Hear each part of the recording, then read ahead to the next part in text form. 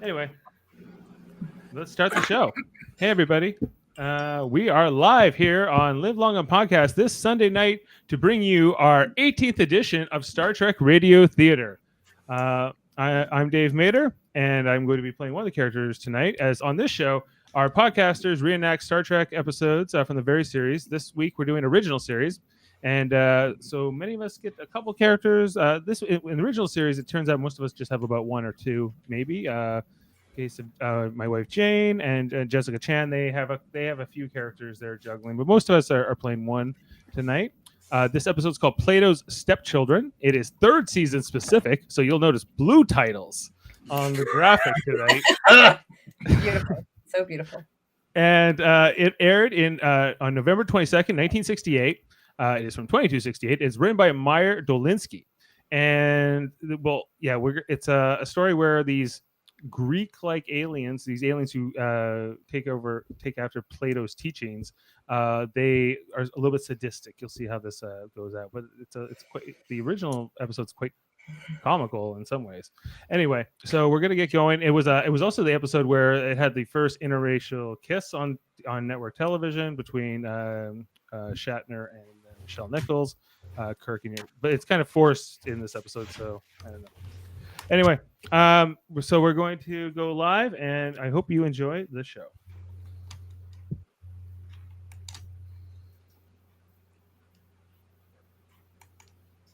Okay.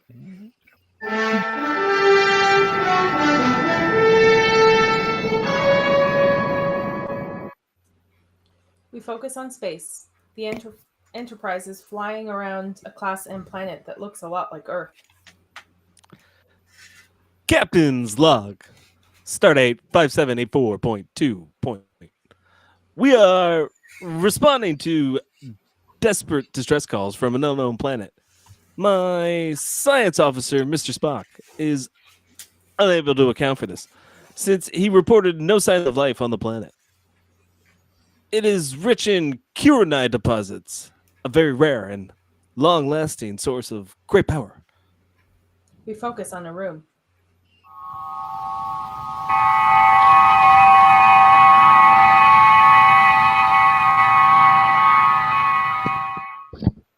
Kirk, Spock, and McCoy have beamed down into a place full of Greek columns and plenty of marble. They see a large shadow and hear an echoey voice. Are you from the spaceship Enterprise? That's right. The huge shadow is an optical illusion. The person who walks in is a dwarf dressed in old-timey Greek attire. Alexander at your service. I sing, I dance, I play all variety of games, and I'm a good loser, a very good loser. Please, sir, try to bear that in mind. Now, would you please accompany me? Who are the inhabitants of the planet? Oh, the Platonians. I'm sure you've never heard of us. Our native star is Cmdr. Millennia ago, just before it went nova, we managed to escape. Our leader liked Plato's ideas. Platonius, see? In fact, our present philosopher king Parmen sometimes calls us Plato's children, although we sometimes think of ourselves more as Plato's stepchildren. Excuse me, someone's waiting for you. He stiffens and scurries off backwards as if dragged by an invisible leash. The landing party follows. We focus on Parmen's chamber. The room is full of people, and all in ancient Greek attire. A man is lying on a chaise in the middle of the room. A woman approaches. Welcome to our republic. Whom among you is the physician? I am. What's the problem? My spouse, his leg. Come this way. Well, what happened to that leg? I suppose I scratched it. I don't understand. This should have been attended to immediately. Sheer ignorance. Is there anything you can do? Well, we're certainly going to try. This infection is massive. Let me give you a hypo to ease the pain.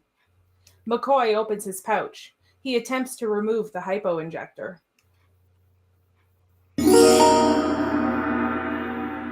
But it flies out on its own and hovers in the air, as if by magic. Where?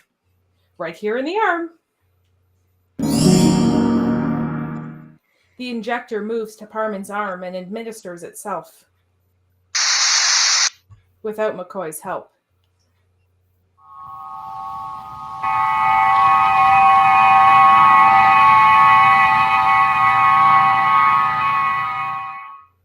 Pan over to the woman, now sitting in a chair with Alexander by her side. He speaks quietly to her. Philana, they came to help. They deserve better than to die. His hand is stuffed into his mouth by some invisible force. Alexander, you talk too much.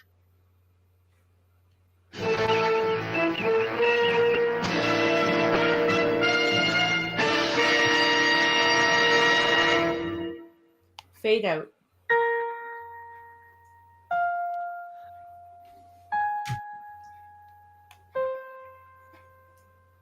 Space! The final frontier. These are the voyages of the Starship Enterprise. Its 5-year mission to explore strange new worlds, to seek out new life and new.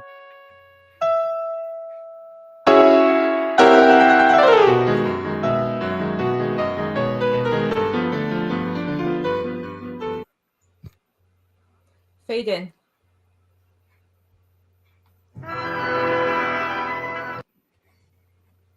We focus on Parmen's chamber. Parmen is still laying down and appears to be suffering.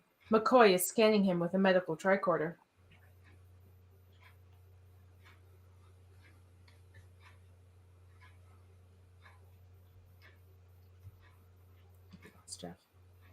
Jeff. Dr. McCoy is endeavoring to treat the leader of a strange group of people. When their planet novade millennia ago, they transported themselves to Earth in the time of Socrates and Plato. After the death of the Greek civilization they idolized, they came to this planet and created for themselves a utopia patterned after it. What is it? What is your prognosis, Doctor? I'll let you know when I have the results. And from now on, it would be better if I handled the instruments without your help. Bones!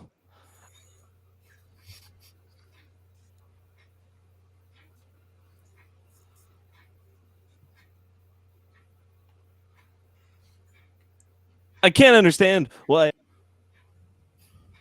I apologize for making him stop.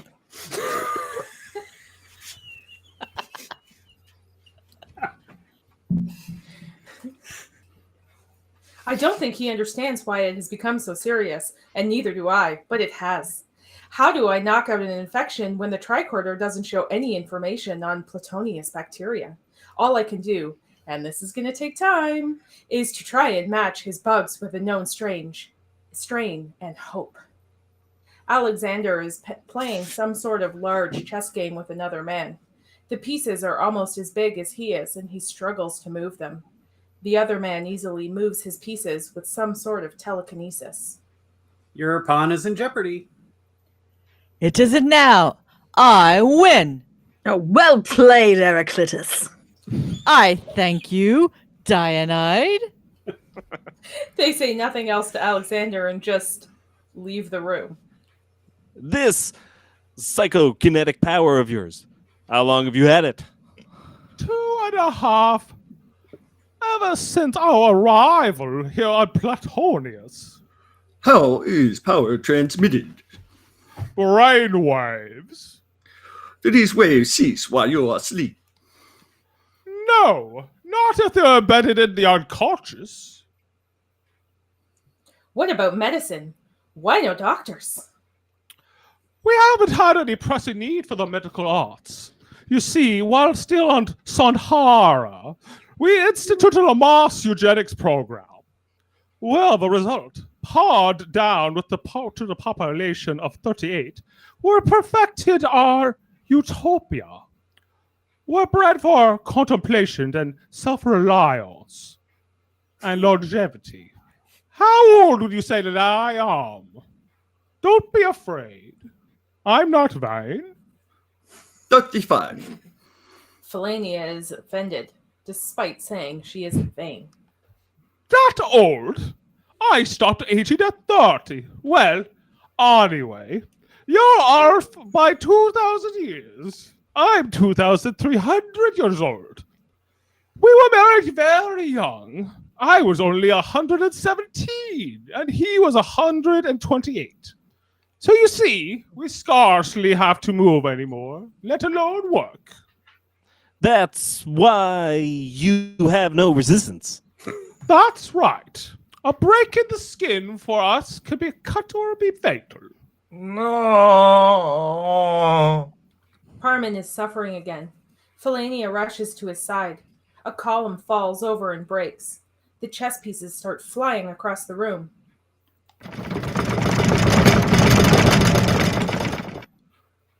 Fascinating. I believe we're experiencing psychokinetic manifestations of Parmen's delirium.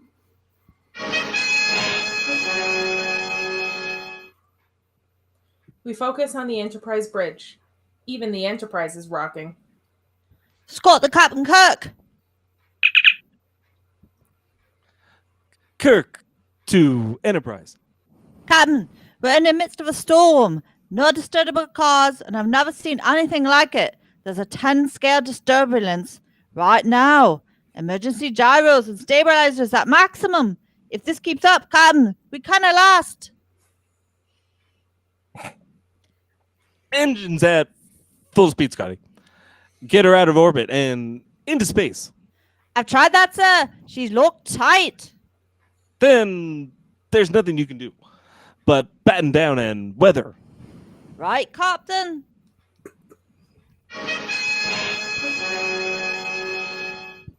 We focus on Parmen's chamber. Kirk, Spock, and McCoy are huddled behind a table that is really too small to protect him, and thus fairly useless. Objects are still flying around the room.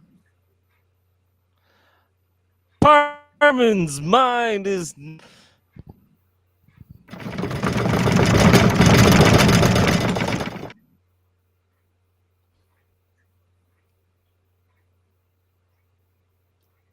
The men duck as a large piece of something goes whizzing past. He's not only throwing around furniture. He's tearing up the Enterprise's whalebones. Knock him out fast. McCoy tries to give the injection, but gets flung away by Parmen's mind. Alexander gets jerked around too.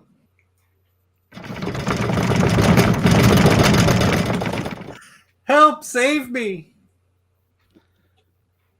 Alexander.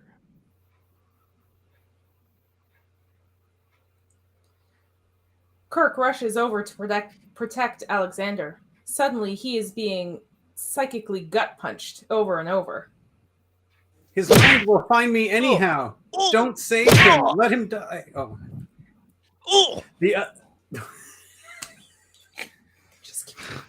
His mind will find me anyhow. Don't save him. Let him die. The others will kill each other trying to take his place.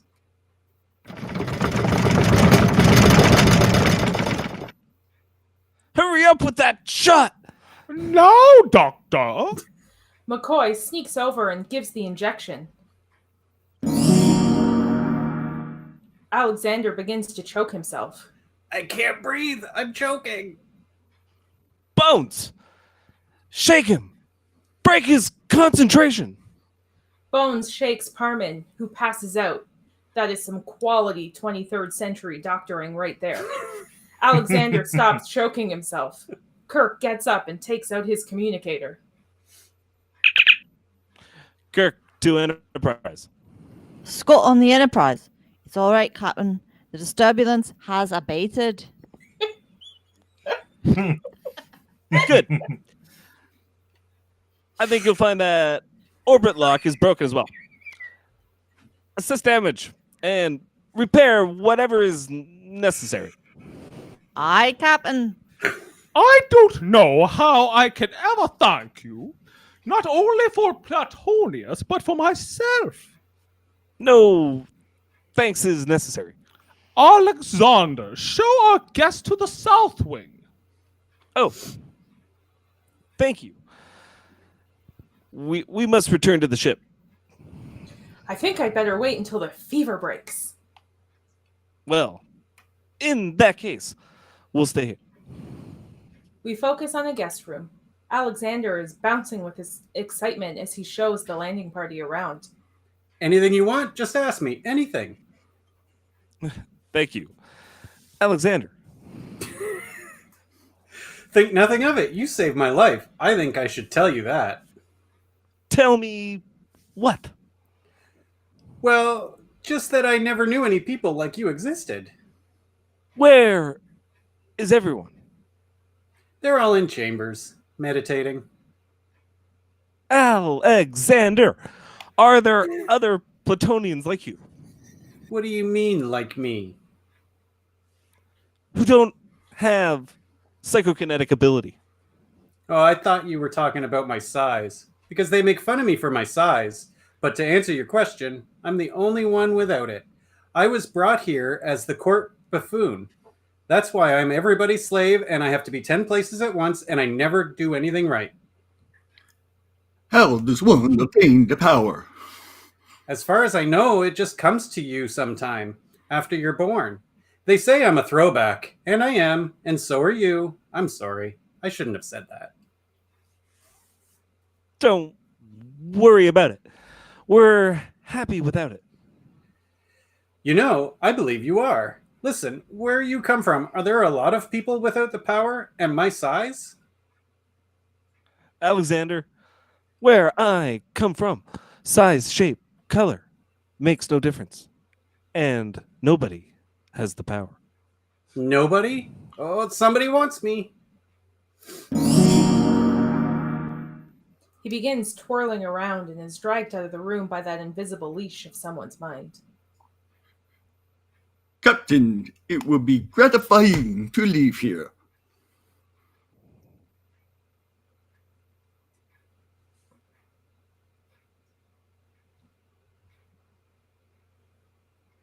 Even if we shouldn't. That might not be easy should Parmen die. Even if we shouldn't. Yes. This utopia of theirs is one of the best kept secrets in the galaxy. Screening themselves from our sensors, locking us into orbit. All this adds up to a pattern. McCoy enters, happy. Jim, my concoction actually worked. The fever's broken. And what recuperative powers! The infection's begun to drain already. Dr. McCoy, you may yet cure the common cold. If ever there was a time to get out of here, it is now. Kirk to Enterprise. Scotty, come in. We focus on the bridge. Scott here, sir. Prepare to beam us up.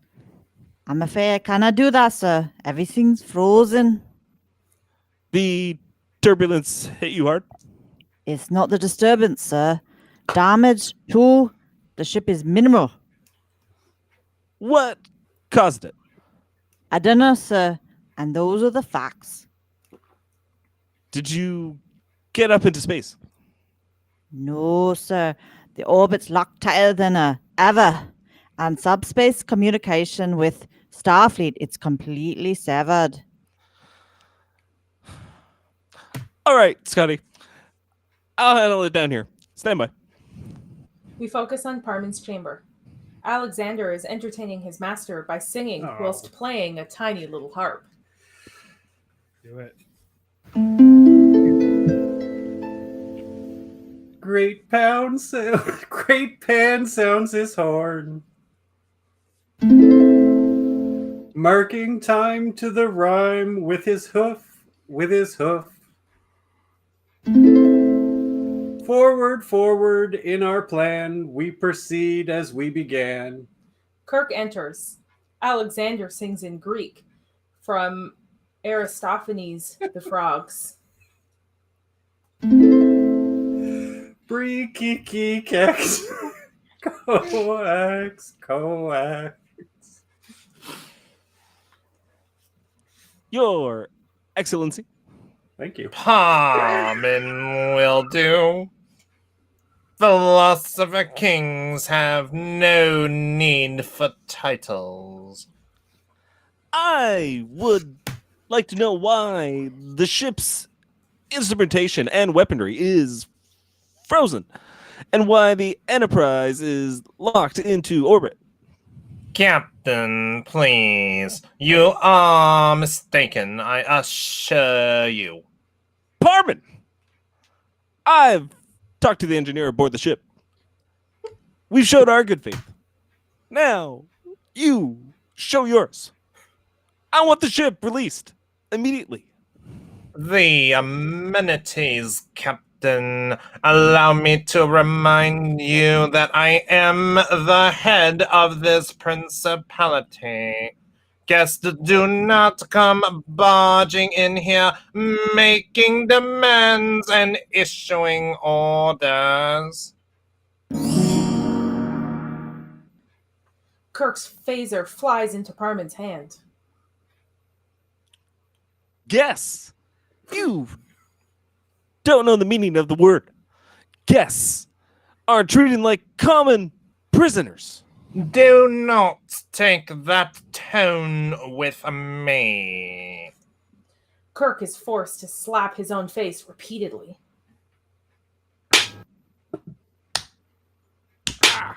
Oh! Ooh! Ah! Ooh! Ah! Ooh! Ah! Ooh! Ah! Ow! We focus on the guest room. Kirk is back in the room with Spock and McCoy.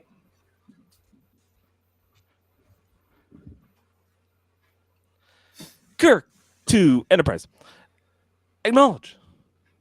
Acknowledge. Enterprise, come in. Enterprise. I can't raise them.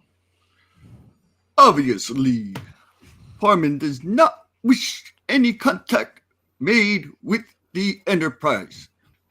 He may still need the ship's medical stores. Why prevent contact? To shut out any knowledge of his brutal treatment of a Starfleet captain. No, Mr. Spock. One thing's for sure. Parmen is not concerned with my dignity or safety. Agreed, Captain.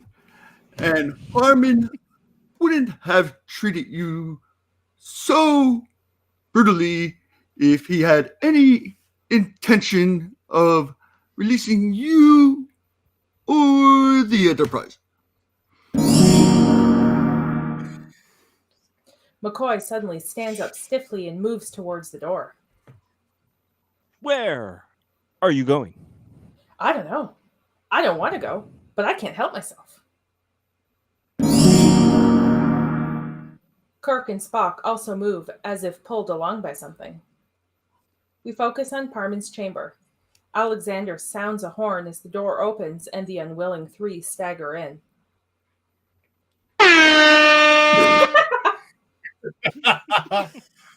Gentlemen, gentle spacemen, we are eternally in your debt.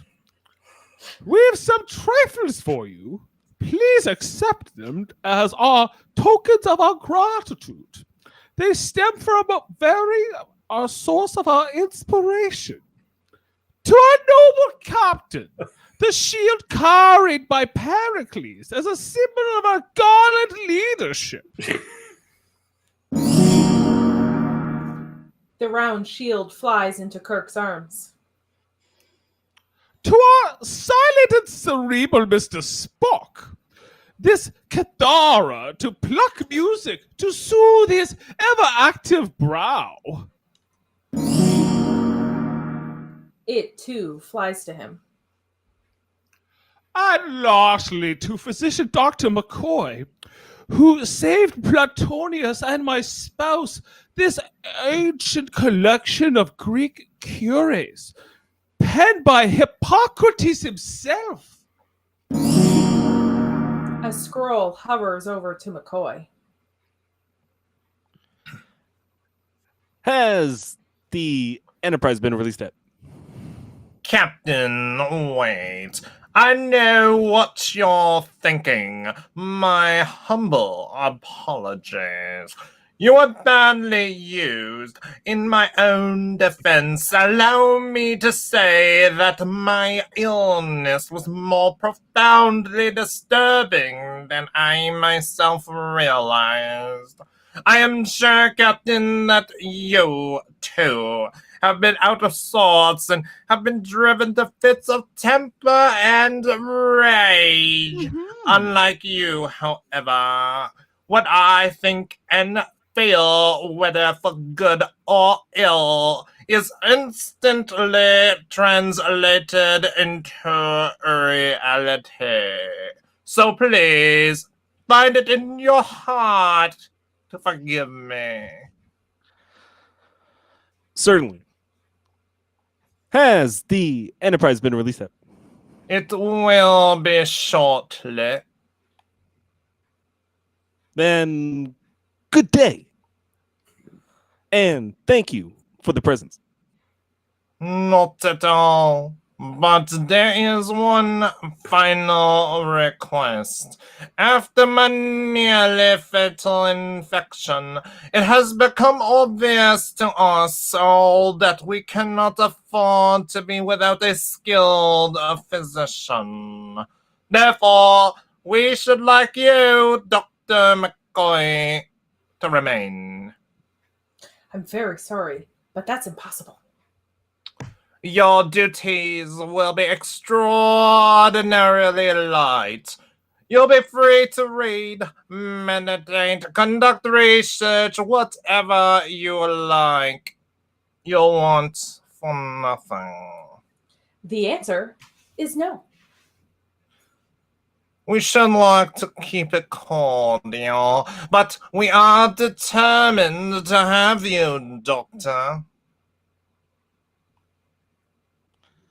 Dr. McCoy saved your life. I am losing patience, Captain. And you consider yourself a disciple of Plato? We managed to live in peace and harmony. Whose harmony? Yours? Plato wanted truth and beauty, and above all, justice. My dear Mr. Spock, I admit that circumstances have forced us to make a few adaptations of Plato, but ours is the most democratic society conceivable. Anyone can at any moment be or do anything he wishes, even to becoming ruler of Platonia if his mind is strong enough. And if his mind isn't strong enough, he gets torn apart like Alexander. Oh, come now. We are not children. In your culture, justice is the will of the stronger. It is forced upon people by means of weapons and fleets of starships. Our justice is the will of the stronger mind, and I, for one, consider it a vast improvement. We don't use our weapons for the kind of brutality you practice. Farewell, Captain. Come on, Dr. McCoy. Parmen points at McCoy, who attempts to leave, but is frozen in place. I can't move, Jim. They're going to keep me here no matter what. Leave, please. No! You're the doctor. They don't want to force you. They need your goodwill. They're trying. Captain, go while you still can. We're not leaving until McCoy is released. This is not the Enterprise. You are not in command, Captain. Why even discuss it? Get rid of them. No, my dear, that might offend the good doctor. You wish to stay? By all means, you can help us celebrate our anniversary. In the process, I hope we can persuade you to join our tiny republic. You won't persuade me. I think I will. What about me? McCoy is pulled over to sit beside Parmen and Philana. Laurel wreaths are thrown in front of Kirk and Spot, who are forced to kneel and put them on. Then, standing again, they are made to prance around each other and sing a rhyme.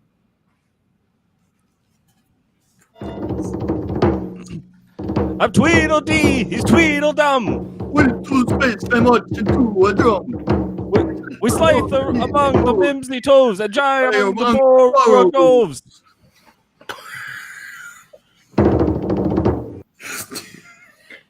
Spock has a ridiculous grin on his face. Vulcans must love to synchronize dance routines.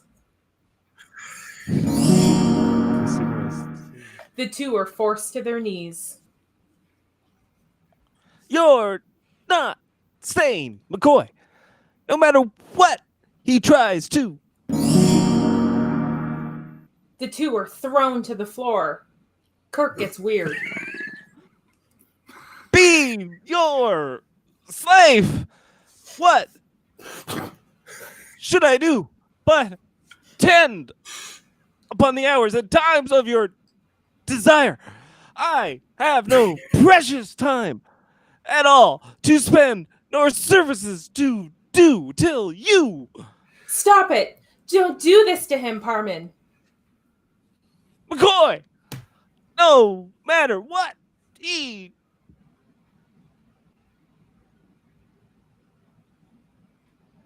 No, Parmen, stop it! Kirk rolls across the floor, slowly, in agony. Well, Doctor, I have my orders. as you wish, Doctor. Kirk struggles and manages to get up to his feet. Is this your utopia? Your grand vision of the future? You don't even... Parmen raises his hand again and cuts off Kirk mid-sentence. He throws Kirk back to the floor and his body arches up in pain.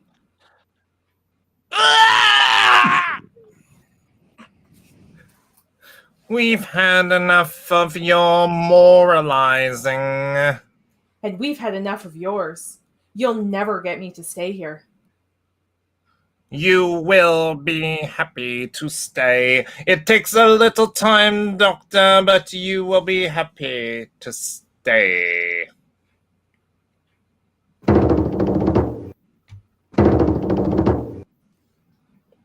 Suddenly, Spock is forced to dance close to Kirk's head, flamenco style, ending with a boot directly over Kirk's face. Spock is released from whatever that was, and he falls to the floor beside Kirk and starts to laugh heartily. He crawls over to Alexander, who cannot help but join in. He's a Vulcan! You can't force emotion out of him! You must be joking, Doctor. You'll destroy him. We can't let him die laughing, can we? Spock begins to cry. I beg you.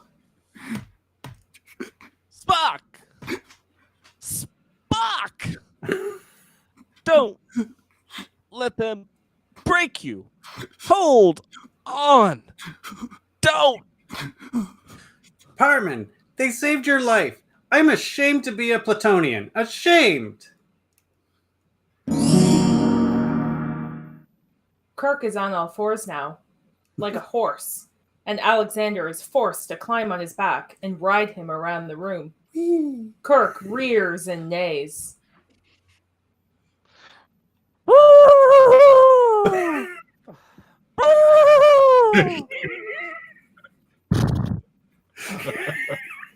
McCoy is disturbed. He can never unsee this. How can you let this go on?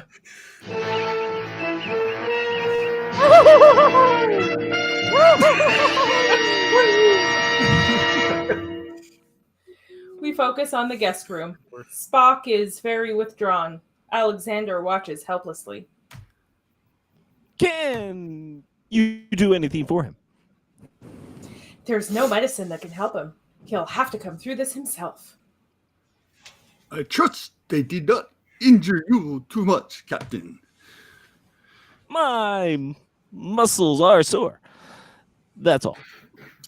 The humiliation must have been most difficult for you to bear. I can understand. The release of emotions, Mr. Spock, is what keeps us healthy. Emotionally healthy, that is. That may be, Doctor. However, I have noted that the healthy release of emotion is frequently very unhealthy for those closest to you. Which just goes to prove that there's no such thing as a perfect solution. So it would seem, Captain. Yes, Spock. Do you feel anger towards Parmen? Great anger. And you, Doctor? Yes, Spock. And hatred. And you must release it, gentlemen, as I must mastermind. I have seriously injured you, Captain, even killed you. They have evoked such great hatred in me. I cannot allow it to go further. I must master it. I must control it. Spock walks over to a table and breaks a goblet with one hand. Jim, this is senseless. I've thought it over. I'm staying. You can't. Parmen has promised me you'll be safe. Promised. Parmen. He'd.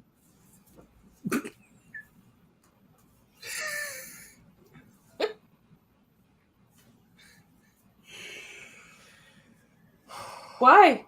Why trick me?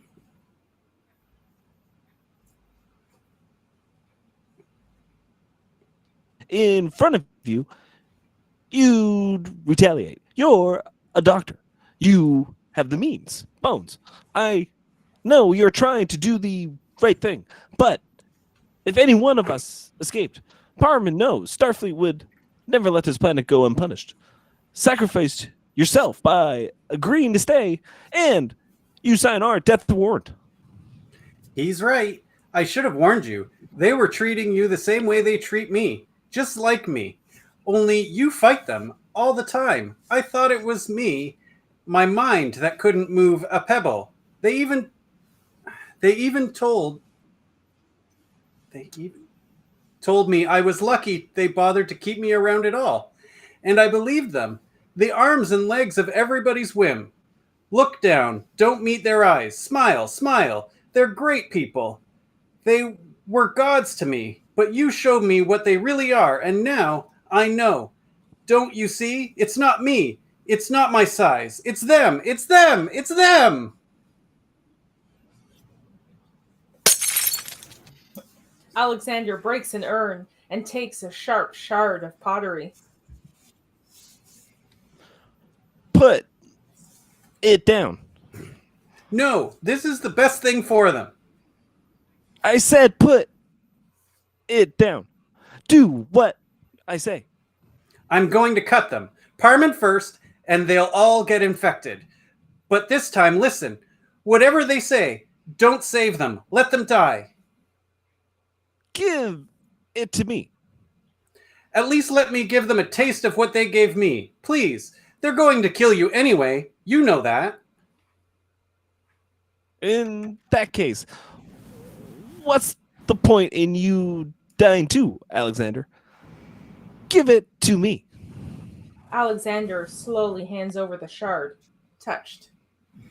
That's the first time anyone's ever thought of my life before his own. I should have told you when you first came here that they were going to kill you. Because I knew, but I was afraid. I was afraid. That's all right. It's all right. Alexander, listen. We haven't given up. And there may be something you can do to help. Anything I can do to help, you just tell me. All right. Did the Platonians always have this power? No, not until we came to this planet. Alexander, is it possible for you to recall how long after you arrived here that the power began to develop? How could I forget that? It was exactly 6 months out and 14 days after we got here that they started pushing me around. And would you know how many months' supplies you brought with you? Well, 4, I think, or 3. That's close enough, Alexander. Fascinating. The power developed 2 or 3 months after they started eating the native foods. That's right. Then it is logical to assume that there is a connection between the psychokinetic power and the eating of the native foods. Then why wouldn't Alexander have the same power as the others? Perhaps his system cannot absorb the crucial element. Bones! I think it'd be a good idea if you took a reading of Alexander's blood. Not that I'm afraid or anything, but will it hurt much? You won't even know it happened.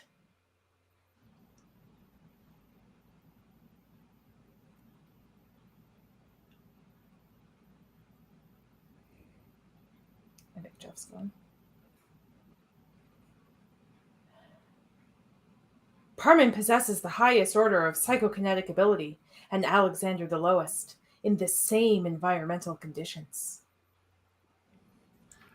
The probabilities are that Alexander was born with some biochemical deficiency relative to Platonius. I'll run both their blood samples through for a full comparative test on the tricorder.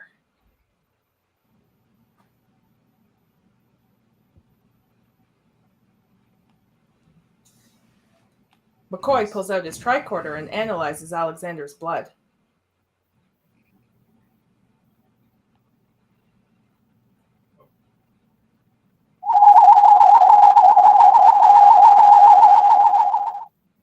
The one significant difference between Parmen's blood and Alexander's is a concentration of chironide, broken down by pituitary hormone. Chironide. It's a high energy source. That could be it. The pituitary hormones confirm the hypothesis. They also regulate body growth. Oh, you mean the same thing that kept me from having the power made me a dwarf? Yes, it is obvious why Parmen kept this little utopia secret. Anyone coming down here and remaining long enough would acquire the power. Exactly. McCoy. There must be a way of building up a concentration of chironide in our blood. It'll take some doing, but it is possible. Well, then what are we waiting for? McCoy takes a couple of vials from his bag, then hesitates.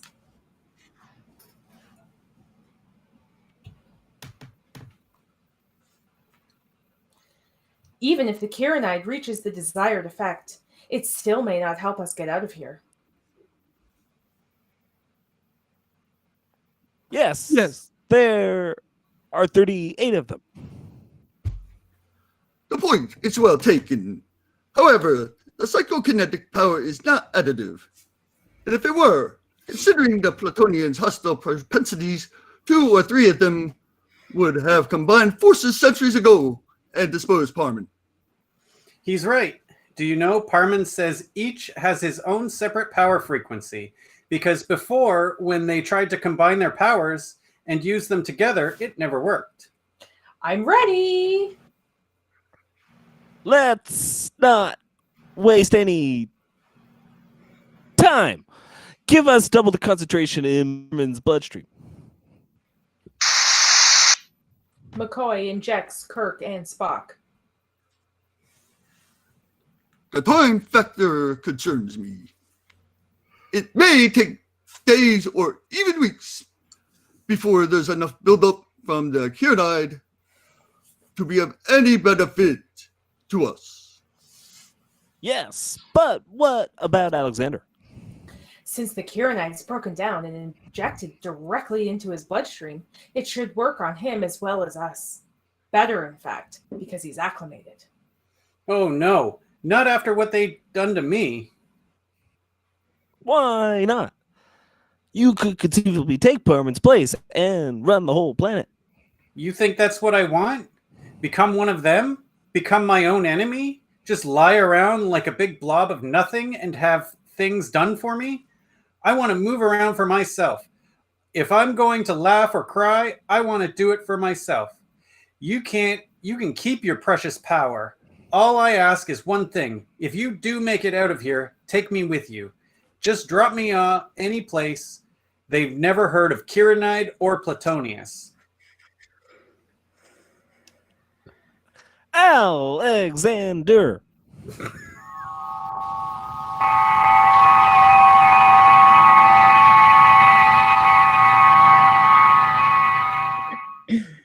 Uhura and Nurse Chapel beam in. Nurse. Lieutenant Uhura. The women try to speak, but no sound comes. Then they turn and leave the room.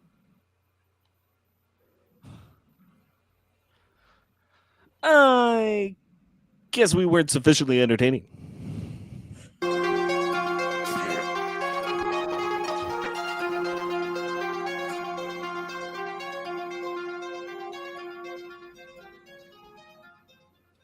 We focus on the entertainment chamber. Uhura and Chapel are dressed in long robes. Kirk and Spock enter in short tunics wearing laurel wreaths. Oh, we are glad to see you. We were forced in the transporter and beamed down. It was like becoming someone's puppet. I thought I was sleepwalking. I couldn't stop myself. Captain, what is it? What's going on? Spock, do you feel any effect of the Cyrnide shot? I've experienced a slight flush, Captain. So did I. Let's try a simple test. Concentrate on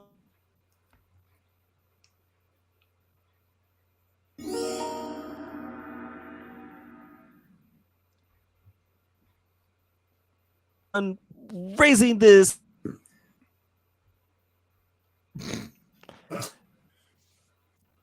Shutters draw back to reveal their audience.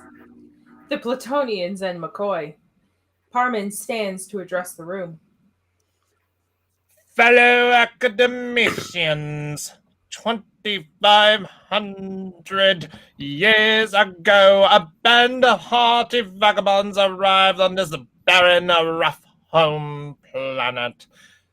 There was a desperate hardship of back-breaking toil, and then a divine providence graced our genius and our dedication with the power of powers, and through it, our every need instantly materialized.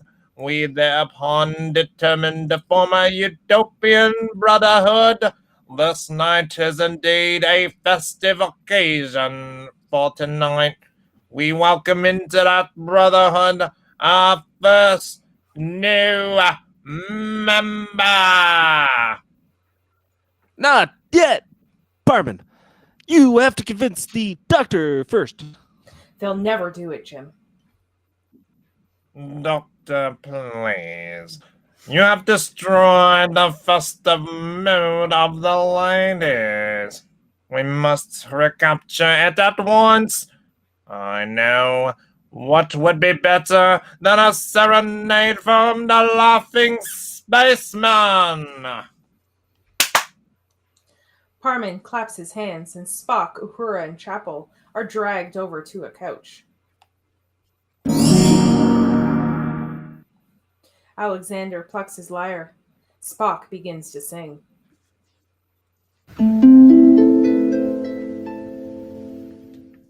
Take care, young ladies, and value your wine.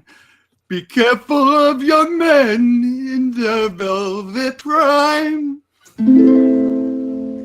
Deeply they'll swallow from your finest kegs, and then swiftly be gone, leaving bitter dregs. Ah, bitter dregs. With smiling words and tender touch, man offers little and asks for so much. He loves in breathless excitement of night, then leaves with your treasure in the cold morning light. Ah, in the cold morning light. And now let the revels begin. Kirk, Spock, Uhura, and Chapel are forced to the center of the room, and the furniture moves around. Chapel and Spock move to one couch. Kirk and Uhura move to the other. The men swap, then return. Eraclitus and Dionyd heckle from the audience, like an even meaner Statler and Waldorf. Oh, how faithless and fickle! Make up your minds! I'm so ashamed. Please make them stop. We have tried. Please, please make them stop. Spock attempts to stop them with his mind. I haven't the power. I'm deeply sorry. We failed you. For so long, I've wanted to be close to you. Now all I want to do is crawl away and die. Spock and Chapel are forced to kiss.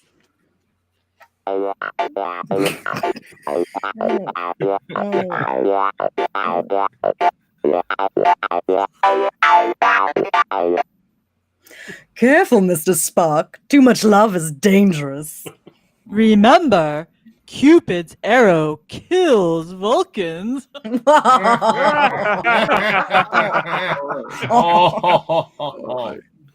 Uhura is in Kirk's arms.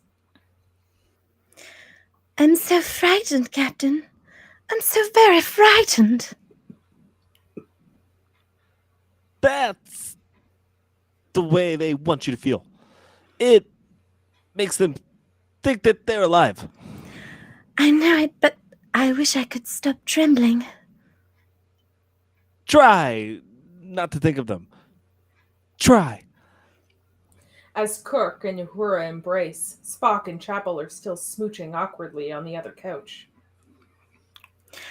I'm thinking of all the times on the Enterprise when I was scared to death, and I would see you so busy at your commands, and I would hear your voice from all the parts of the ship, and my fears would fade.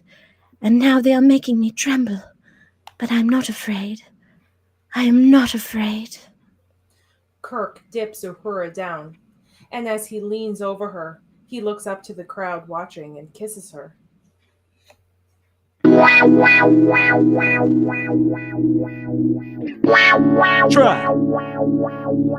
not to think of them. The crowd laughs.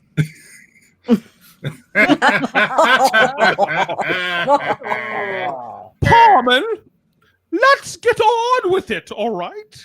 You are so impatient, my wife. Observe the doctor and learn. He's quite content to wait for the pièce de résistance. A table with a whip and other weapons slides across. Kirk and Spock approach it. Kirk takes the whip, Spock the red-hot poker. Just as they get to the women, Kirk turns. You're half dead. All of you. You've been dead for centuries. We may appear tomorrow, but at least we're living to now. And you can't stand that, can you? You're half crazy because there's nothing inside. Nothing. And you have to torture us to convince yourselves you're superior. superior. Kirk cracks. Kirk. This is a different show. Kirk cracks the whip in front of Uhura's face. Spock approaches Chapel with a red-hot poker. Alexander creeps away.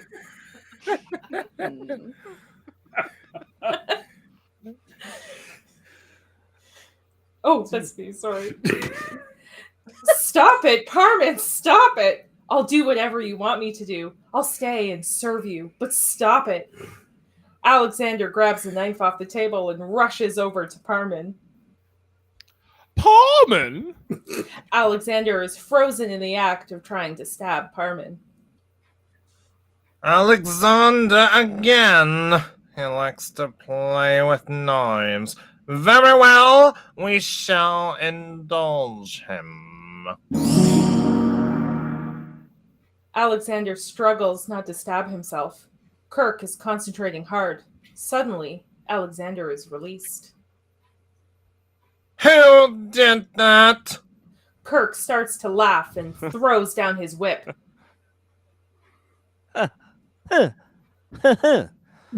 I did. Impossible!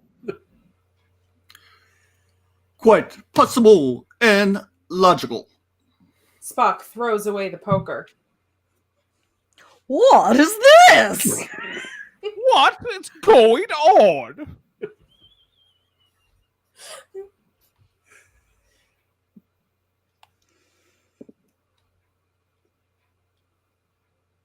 Platonians, listen to me. The next one of that you tries any trick will get hurt. Not only do we have psychokinetic abilities, but at twice of your power level. Not twice mine. Parmen controls Alexander and sends him to attack Kirk, but Kirk sends him back.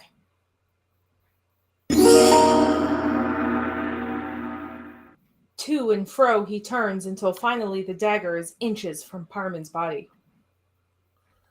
Captain, no! Expelliarmus! Expelliarmus! Captain, no! I beg of you! I'll do anything you say! I do not wish to die! Captain, do you hear me? Don't stop me. Let me finish him off.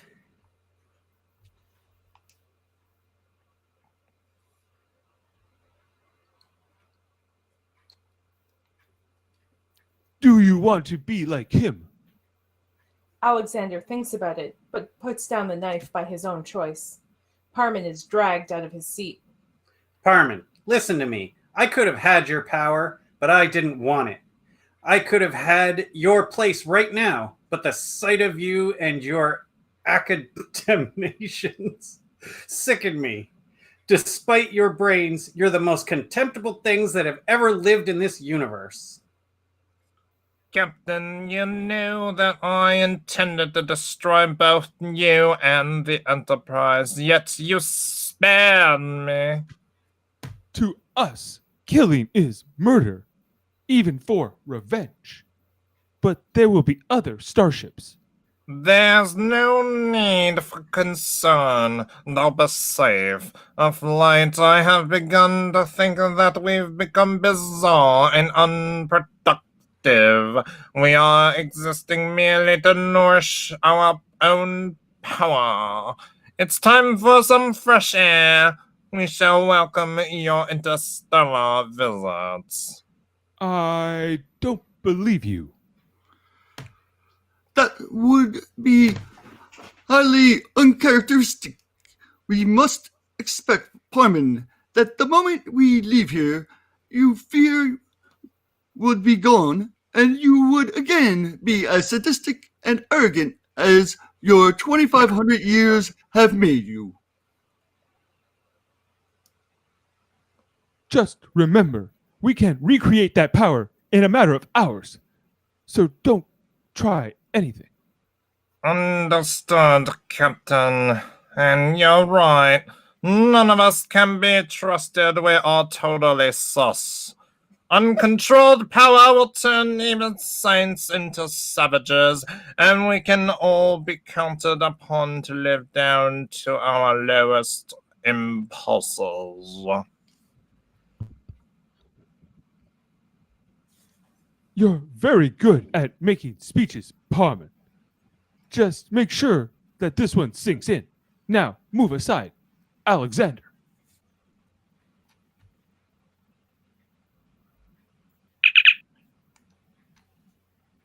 Kirk to Enterprise. Mr. Scott, prepare to beam us up. I have a little surprise for you. I'm bringing a visitor aboard.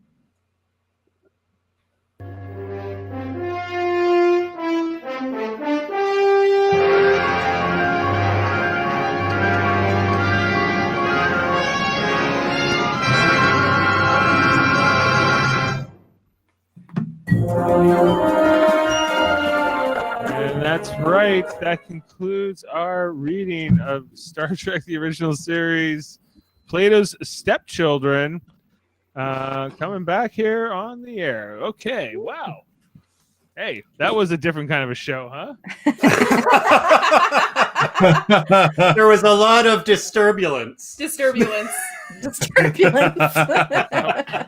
Yep, just little disturbances, a couple technical difficulties, but we figured it out. Okay, well, sorry. All right, so okay, let's bring in everybody. My name is Dave Maynard, and I was playing who was I? Philana. I was and I was kind of a backup Kirk a couple times because Jeff was having some The connectivity understudy. issues. The understudy. I was the understudy Kirk. You're wearing the shirt, so I guess I had to step in. Well, I wasn't sure. Like sometimes, we'll talk about all this. We got to break all that down. The post game show. All right, but I and Jane, you were playing Scotty and Heraclitus. Heraclitus. Yeah. Yes, yes. So, how did you feel about your roles as Scotty? I enjoyed Heraclitus a Yeah. lot. Yeah. That's good. Yeah, it's good. I enjoyed both of your characters in your pairing with Dionyd, right? Dionyd. Yes. Yes. All right, let's bring in Ashley and Kevin. Kevin, you were playing the role of Alexander. Yep. And Ashley, you were the role of McCoy, and you were also the narrator. As so great jobs, both of you. There was a lot going on tonight, so there was a lot to process for everybody. It was a lot of fun. Let's bring in here Michael and Jessica. Michael, you were playing the role of Parmen, and Severus Snape. Yeah. Yes. But Puff's version. Yes. and Jessica, you were playing Dionyd with Eraclitus, like the pair of their, and then Well played, Eraclitus. And then you were Uhura and Chapel as well. And so you didn't have a line until I think the third act, but pretty much. I was just enjoying the show. One line. one line in the beginning, maybe Singing and Yeah. Mm-hmm. And then when you did have lines, you had to do them all at once. It was it's just one little chunk all together. Like one page, but it was all the characters talking to each other. Yeah. So that was fun. And then also we had Tom, Mott, Tyrell in the role of Spock, singing with that harp. Great job singing. Yes. Very encore. good. Encore. Again. Now, my question for you. what was yeah, we gotta get to Jeff too. What was your Spock based on Super Mario? Mario? Was that who you were going with? It was I thought he was Italian for sure. Was it Italian? No, it was just it started like with that I didn't want to like be stuck always doing Dracula for Spock. So then I kind of changed, and then when I was reading the lines too, it was like I didn't want to pull off just a Dracula, so I kind of changed it to like a Dracula, like Eastern European like guy, and just like he just had his own character or whatever. Because I think I can have something like that like longer term. Like I didn't want to try to stay in. When I hear everybody else, I thought it would just be too hard to stay like a straight Dracula, like this other guy that you just heard at Spock. Who the hell that nobody ever heard him before because I was making him up with one alone. He was like a Dracula if you had like a pizza joint. That was great. Dracula, all right, and like then- instead of Count Chocula, he was like Count Spaghettios. Yeah, and then Jeff Mader, my brother, playing the role of Captain Kirk. Jeff, now you were okay. Great job. But there was a lot. You had the connectivity issues. I don't know if you were picking up on it. That you. Oh yeah. Oh. There you go. What? It's like every time he starts to talk, it struggles. Yeah. Yeah. I've frozen him in There's a whole bunch of times mid-sentence. It was really hard to tell if he had cut out or if he was just doing a really long Doing Kirk Kirk. pause. I love I how was he. trying to use the Kirk to my advantage in that way. I love how he disappeared right when he was saying disappearing. Disappeared. It was just, Melting. Yeah, it was. I was like, this is like Captain Kirk if he was like on like dial-up or something. Like he was just projected in from somewhere else, but he was a dial-up connection. Yeah, it was great. There was like little packets missing. It worked overall, but Jeff, a couple times, near the end. There he goes again. It's almost You can reminiscent of always- an actual episode where the comms keep cutting out. yeah.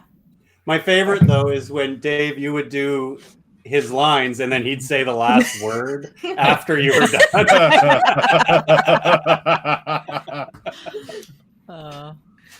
It was awesome. I was like, like it's kind of like if you were on stage, right? And like, the guitar player's thing falls out, so you just I'll play the part, Yeah. I guess, or I gotta play the solo. It's Yeah. kind of the equivalent. Play that It's like goes music. wrong. It's like we're making music, baby. Right? Yeah. Did you guys like my what's her name? Philana? Philana. Oh, Yes. no. Yes, very good. Yes, it was very good. Like Uhura. Yeah. Didn't have much, but Uhura was Yeah. like, all of Jessica's characters were where's it? Yeah, so come down. Yeah, great job. Like I think the cast is so funny and amazing sometimes. It just like some of the timing was just great. The voices so The horse neighing. Oh, that was epic. Oh yeah. Jeff, Yeah, that was what- that was no horse. What was I'm you glad think that was didn't horse? cut out. That's what he sounds like in Yeah, the Kirk doesn't sound like a horse, Dave. I Well, know, that's the but episode. like, That's what he I sounded was like, that's That's not a what I horse did. sound. Of course it was a horse. That's not what Come on. that's what he did. yeah. He went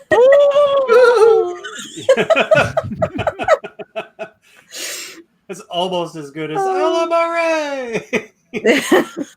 Right. Like I have no idea why. yeah.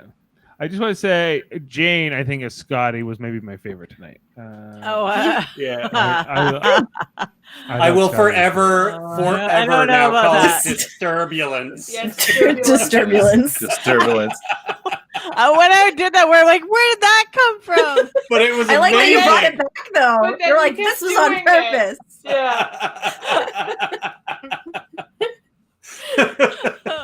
Yeah. It was good that the cast good. adapted that. Okay, now it's disturbulence. Yeah. It's disturbing. It's like disturbing turbulence. Disturbulence. Itself. Yeah. Oh. It's an Oh, engineering man. feat. Yes. Yeah. Talk about being a miracle worker. Yeah, it was just so much fun. It was fun. Yeah. Now I was just like, you can bring that over to Star Wars now. I feel a disturbance in the force. It's coming from everywhere. Yeah, it's, Yeah. Oh man. that was was great. Fun.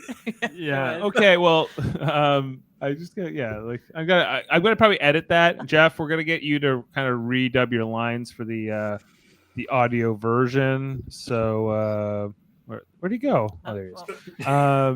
Yeah. How'd it come through when we had to sing together? Oh, that was Oh. amazing. I'm Tweedledee and Tweedledum. I think Kevin had some singing lines too, right? Yeah, Kevin Yep, Kevin yep, reluctantly. Yep. Yeah, he's like, come on, do I have to? Great singers. Great singing Nice. going on. I think we can do a musical episode now that we've warmed up. So I'd like to Oh, hear Mott Jesus. do the Ballad of Bilbo Baggins. Is what I Oh yeah. yeah. next. Well, Yeah. There's the hippie episode. Oh yeah, the hippie one. That's kind of musical. But yeah, we could do the Oh, there he the goes. LP. For the What was hard was trying to. Sorry, I was cutting you off. I know. What was hard was trying to like play with a voice today that I was going to have to do for Spock, and you know that he had to deliver his lines still like Spockish at times, and then that I had to figure out how to sing with that person, and like as I kept practicing singing with the different voices, like I crack all over and just like wouldn't like how it sounded for singing and then talking and stuff like that. Like I don't know, did the You did singing it, though. It worked. sound like that could have been the Italian Count Cocculo. Yeah, it did. it was Singing consistent. up. It was consistent. Count Copula? Yeah, Count with Boyardee. her voice. Yeah. Right. No,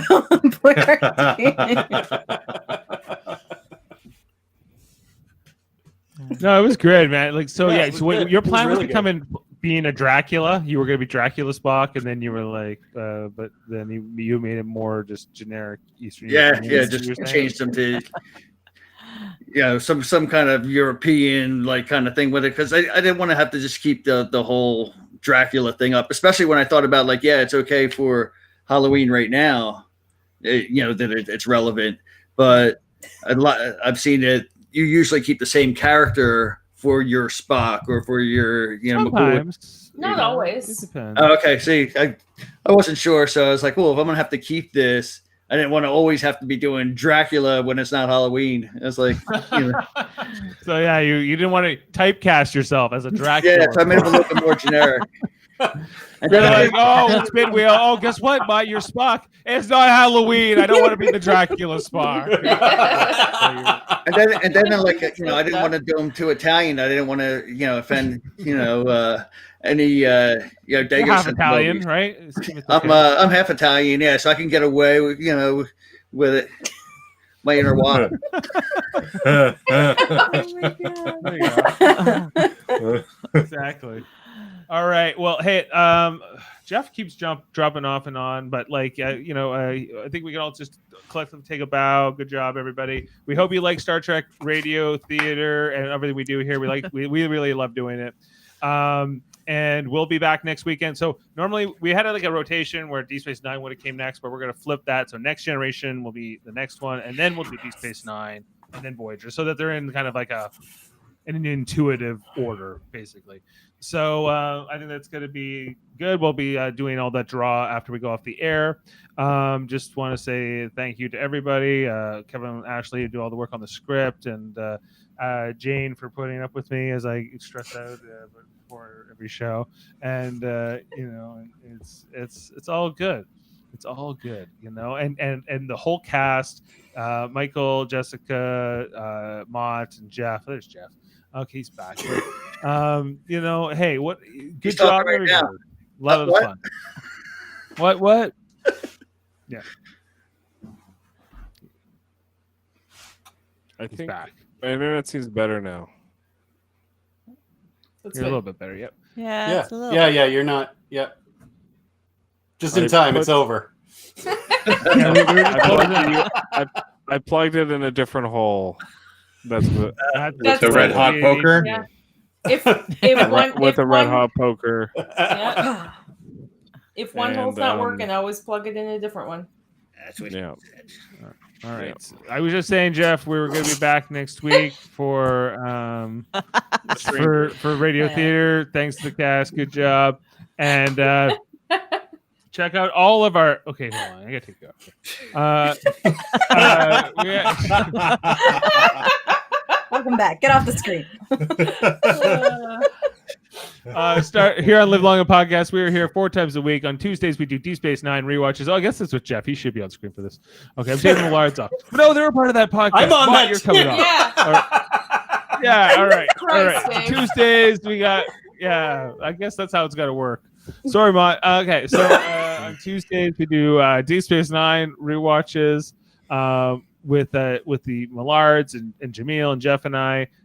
We're in the middle of season 2. We just, we just Say did it, Necessary Dave. Evil. It's Deep Space Nine at 9. It's Deep Space Nine at 9. We call it now. And then on Wednesdays we do, which is actually on Tuesdays. But on Wednesdays we have original series podcast that has Jeff sometimes when he's awake, and then we got also our dad and Jody and Adam Woodward. We all do that one. And then on Thursdays we have what is it? Star Trek Discovery. What is it? Yeah, what is?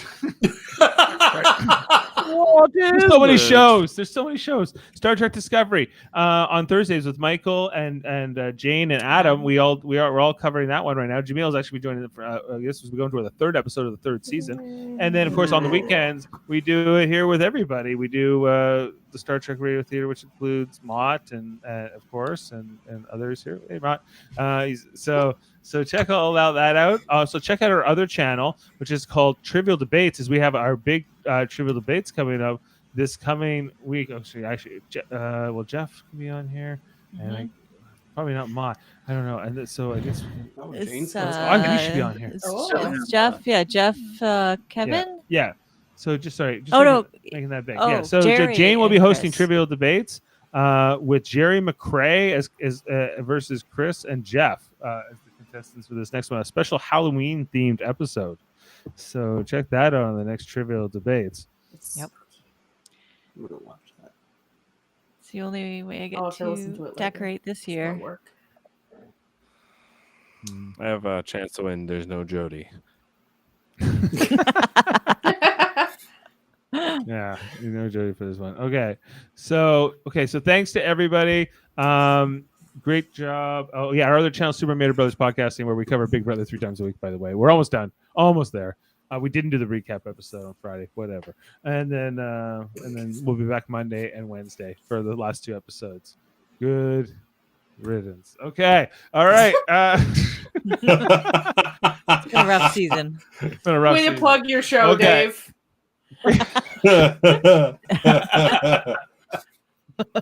I know how to plug him. So you can, Please watch these shows. I hate doing them.